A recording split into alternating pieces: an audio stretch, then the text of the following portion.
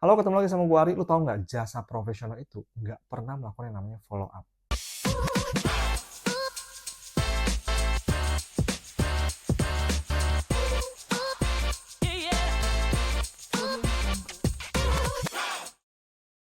Lu seorang sales atau lu pernah berinteraksi dengan seorang sales ataupun lu mungkin berada di industri marketing dan juga sales. Jadi biasanya kalau orang yang kerjanya sales atau di departemen sales atau terkait dengan sales lah, ada namanya kegiatan follow up.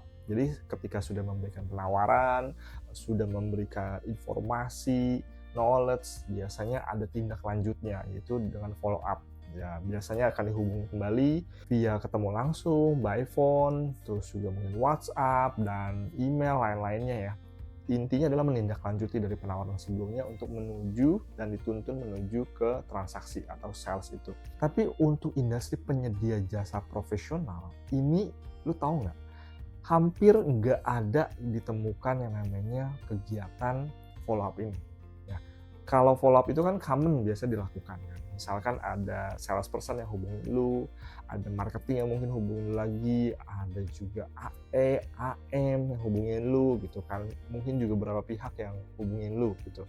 Tapi di sini di jasa profesional itu hampir-hampir nggak ada. Bahkan bisa dibilang ada beberapa profesi yang nggak ada sama sekali. Contohnya lawyer. Ada nggak seorang pengacara yang hubungi lu lagi kembali gitu kan? Gimana kasusnya, jadi nggak kemarin? Ini ada penawaran loh gitu. Kalau lu beli sekarang transaksi dalam 24 jam, lu DP, lu akan dapatkan promo, misalkan dapatkan free untuk kasus kedua. Ada nggak kayak gitu?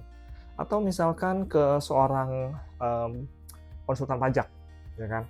Konsultan pajak, lu udah tanya-tanya sebagainya, terus dihubungi kembali, ayo transaksi sekarang juga, lu diberikan promo gratis, diskon misalkan 30% untuk dealing saat ini juga. Atau misalkan lu ke dokter deh gitu kan, lu ke dokter, udah cari tahu informasi tentang dokternya gitu kan, dokternya ada hubungin lu lagi nggak untuk follow up gitu kan. Nah, follow up dokter biasanya adalah untuk tindak lanjut setelah tindakan medis sebelumnya, ataupun itu dilakukan oleh pihak ketiga mungkin. Misalkan suster atau admin dari rumah sakit atau klinik tersebut yang hubungi untuk remind, untuk mungkin booking atau mungkin buat kegiatan jadwal berikutnya. Jadi bukan tujuan follow up menjual, tapi lebih kepada hal-hal administratif dan juga lebih kepada melayani. Nah, termasuk juga di dalam jasa profesi lainnya, termasuk digital marketing. Ini hampir tidak ditemukan ada tindak lanjutnya lagi gitu kan. Kenapa begitu? Pernah kepikiran nggak? Gue coba kulik-kulik kenapa sih nggak ada. Yang pertama, gue menemukan bahwa memang secara nature, secara industri itu nggak common ada follow up kayak gitu. Jadi memang kemanapun kayaknya memang udah ada pattern, nggak ada gitu. Dan yang kedua yang gue temukan adalah terkait dengan postur. Jadi posisinya adalah kan customer yang butuh, customer yang nyari dong, gitu kan. Sebagai seorang penyedia jasa profesional, kan dia seorang profesional nih. Dia memposisikan adalah ya lu butuh gua, lu hubungin gua, gitu. Nah, itu yang gua temukan.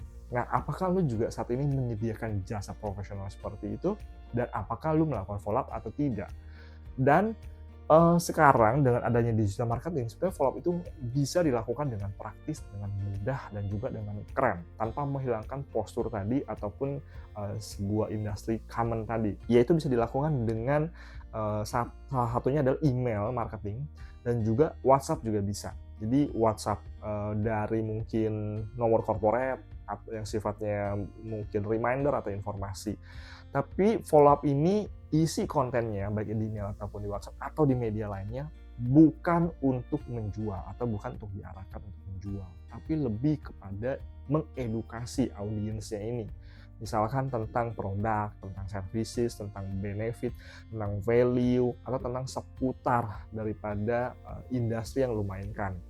Misalkan kalau lu seorang dokter di bidang gigi, ya udah lu membahasnya tentang gigi gitu kan. Apalagi kalau spesialis di gigi anak gitu kan. Ya lu membahas tentang pertumbuhan gigi anak, di usia berapa giginya akan mungkin lepas, terus juga jangan merasa khawatir, jangan merasa gimana, treatmentnya harus seperti apa, tips and triknya kayak gimana. Nah, itu bisa dilakukan. Jadi sifatnya adalah memberikan informasi, knowledge, dan juga tujuannya membangun hubungan. Jadi remind kembali bahwa gue eksis loh dalam lu, dan membuat kita punya brand, kita juga punya personal, itu jadi top of mind di audience melalui kegiatan remarketing baik email ataupun WhatsApp serta media-media lainnya yang bisa diterapkan. Jadi sekarang lu udah tahu ya, jasa profesional itu sangat minim untuk melakukan kegiatan follow up, dan kalau maupun follow up bisa di shifting dengan menggunakan media, khususnya media digital, dan tujuannya bukan untuk menjual tapi untuk memberikan edukasi serta membangun engagement jangka panjang. Itu dari gua, semoga bermanfaat.